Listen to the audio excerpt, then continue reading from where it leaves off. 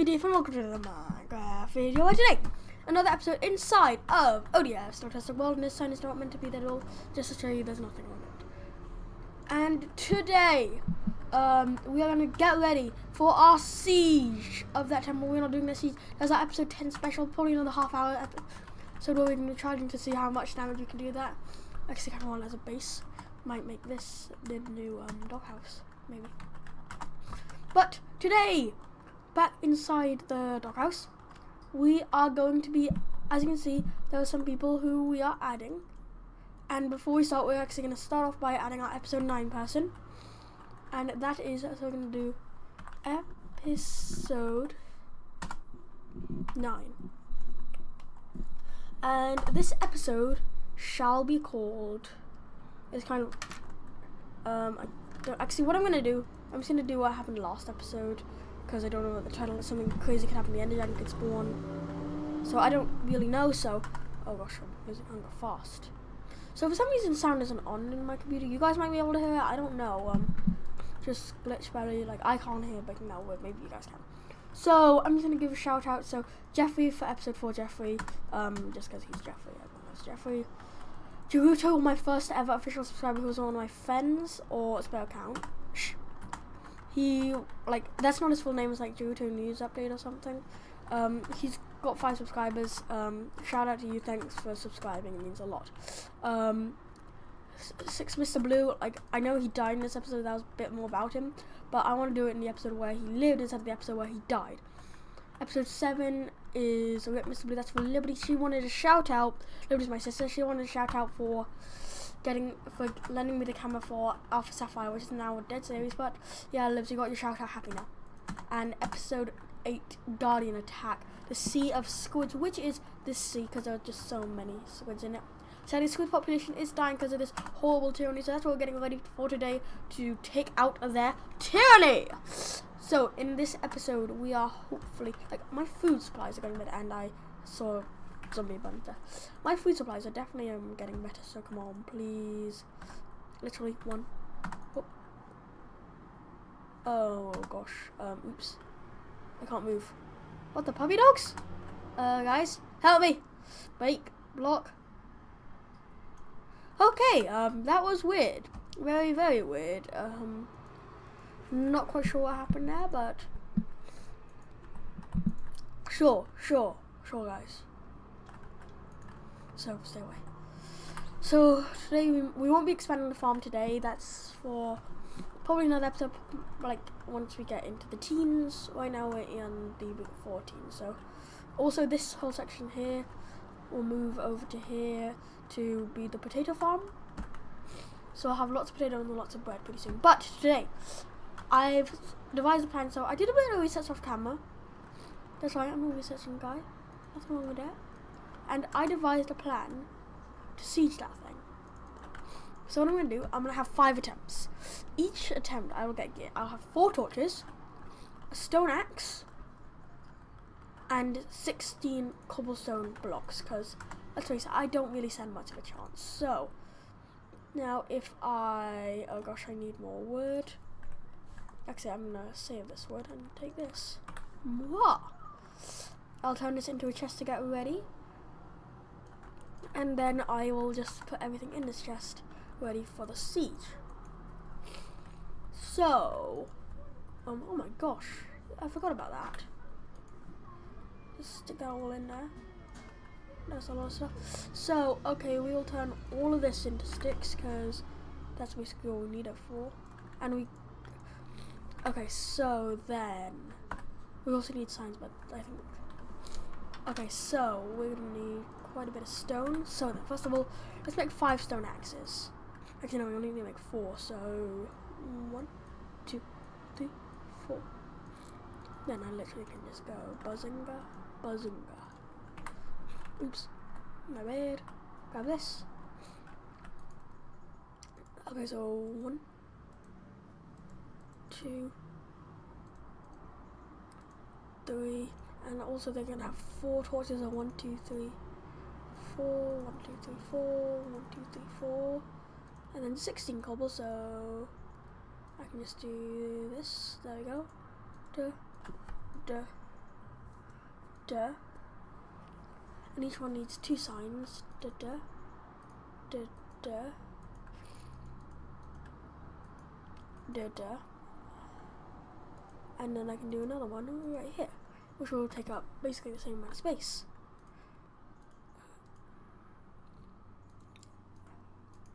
Four. So I hope I have more coal. I should after my epic mining escapades. Okay. So I've noticed from some people that they prefer episodes where I like tell you guys about myself. So I guess in this episode I just tell you guys a bit about myself. So I'm Owen, as you guys probably already know if you're a long-time viewer. If so, thanks for saying. That means a lot to me. And I'm Owen, yes. Wait, oops, don't need that. I live in England. I don't want any stock types. Maybe if I get more popular, you guys will probably already have tracked me down. And you're not confirmed. Okay. I need to get more wood, which I'm gonna need an axe for. I like films. My favourite films. Oh gosh, it's nighttime. My favourite films are action films and fantasy films. But I hate it. I despise it when books I like are turned into films. My least favourite of all is the Percy Jackson series. Like, as a little kid, I would adore, like, I would be freaking in love with Percy Jackson. And, like, I would read the books, I'd be the ultimate fanboy. And sadly, like, when they turned it into a film, they missed out all the best bits. And I hate it when films do that. Like, some people hate global warming, others people hate other things that are far more important than this. But I despise it. Oh my gosh, we're on a few battles here. I despise it when they turn films I like, so I'm really sorry about this, I hate spiders as well, into books. Percy Jackson is easily the one I hate most, but recently Netflix made, I saw Baby Zombie, so I better be careful. Recently Netflix created a movie version of The Little Prince, one of the greatest children's books of all time. I watched it and it's freaking horrible. You guys might like it if you watch it, and that's totally fine. You like what you like, but I hated it. The main plot of The Little Prince was done before the film was halfway over, and then they had this massive thing about people being forced to grow up by an evil corporation and old men and craziness. So I didn't really like the film. And my favourite book of all time is The Phantom Tollbooth. I love it so freaking much. Like, it's crafted so well. A lot of people who've also read it that I know don't like it, but I love it so much. It's my favourite book ever. And I can't understand how people don't love it. Like, it's so well crafted, but I guess you love what you love. They did actually turn it into a film. I'm not even going to watch it. I don't dare watch it. I'm too scared that they're going to ruin it for me.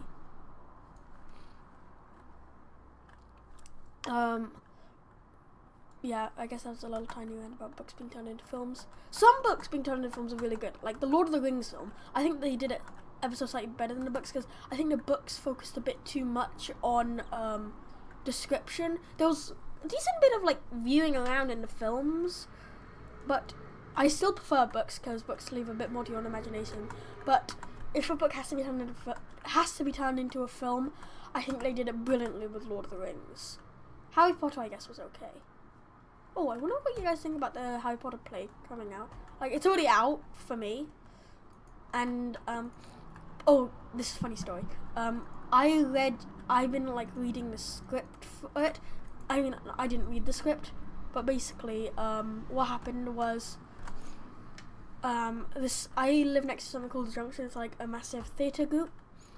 And some people at it were, and this guy at it, I can't remember his name. Sorry, I can't remember your name, buddy. He, like, invited a bunch of people over to go and read the book between ourselves. So it was so much fun. I met a bunch of really nice people, like adults and kids, and it was easily one of the best times I've had in my life. easily the best time over the summer. Now you cannot count me not putting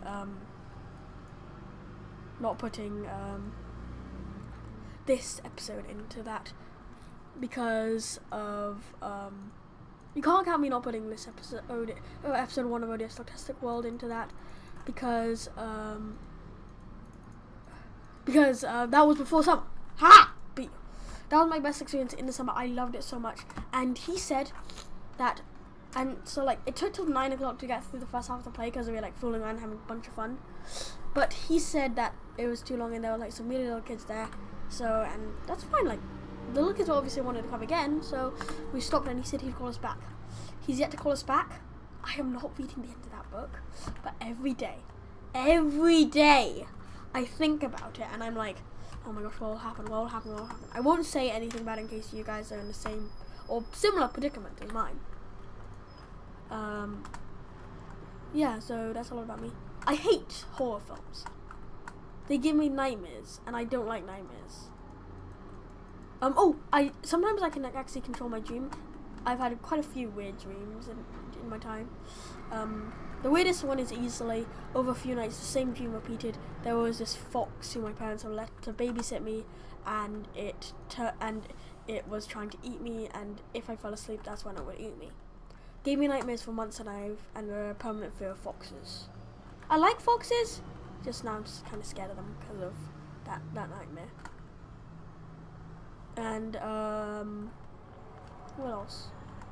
Is there anything else important? Oh, other dreams, yes.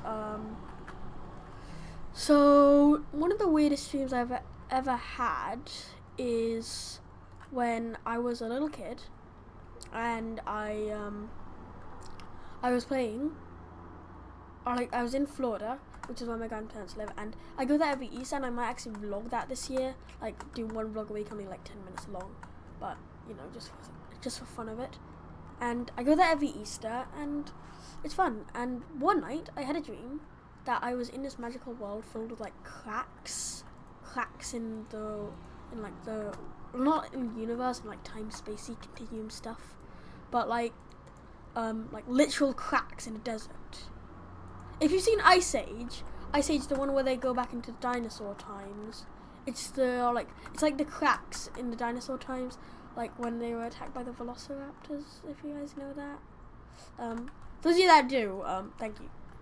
You understand me. You and only you. So it was like that, and we were off to kill this Ice King. Totally not Adventure Time at all. And we went off, and we only got about halfway there when I knew I was gonna wake up. That's the first time I've ever known I was gonna wake up inside a dream. And they were like, "You can't go now. We're nearly there." And I was like, "I will come back tomorrow. I promise." I woke up that morning and I was like, "I'm never gonna see them again." That was the best dream I've ever had.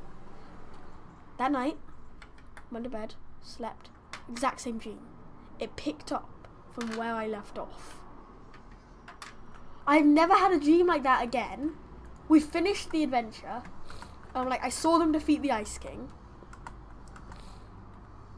I've never seen them again after that though, so kind of sad, but again, kind of weird as well that happened.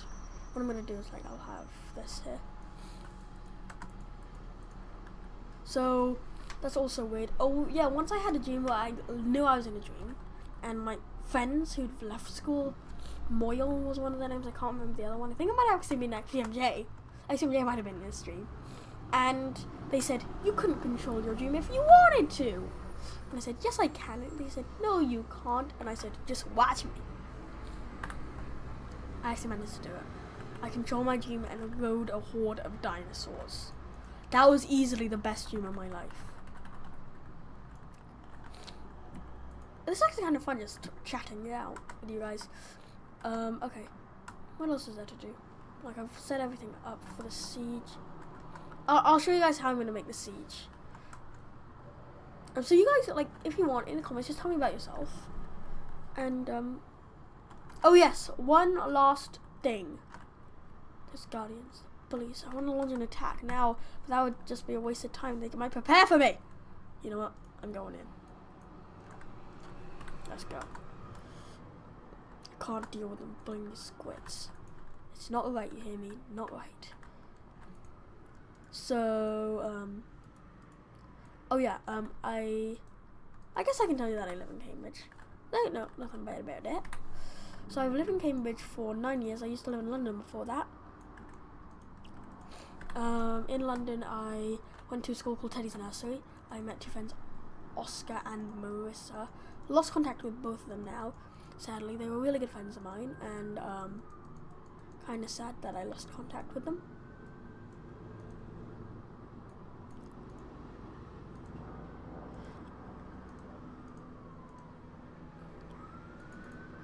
And since I lost contact with them, I haven't seen them since. So I've got to start going on about them. And I guess, like, I kind of miss them. But we then moved to Cambridge, which I went to a school called Kids Unlimited near Adam Brooks. That was the most terrifying experience of my life. Not because it was a new school. Someone literally charged after me with scissors and punctured my shirt. I am not joking right now. They legit did that. And you know what the teacher did? Legit nothing.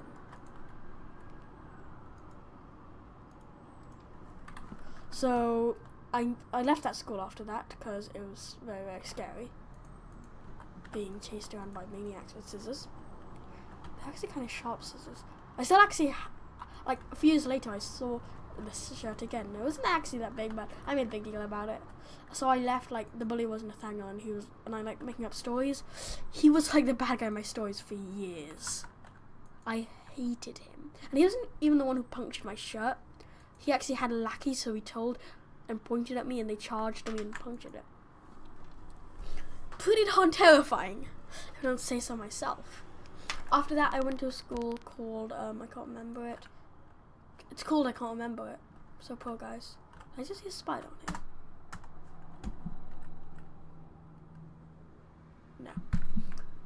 No, it's not called I Can't Remember It. So I physically can't remember it, and left it after playing a game with some friends. My one biggest memory from that school is I had a joke with my friend. So this girl came and she walked up to us and she said, "Hi, what are you doing?" And me and his friend pulled his prank on her. We were playing and said, "I'm playing a game called Let's Kill Theo." Now Theo's my friend. He's actually still my friend today. Like, I wasn't actually physically trying to kill him. We would like sit there and think about it. And like the only reason we were doing it was just to pass the time because we didn't have anything else to do. Theo was there. We never really talked to him. I haven't seen Theo in a bit. I wish I could see him again.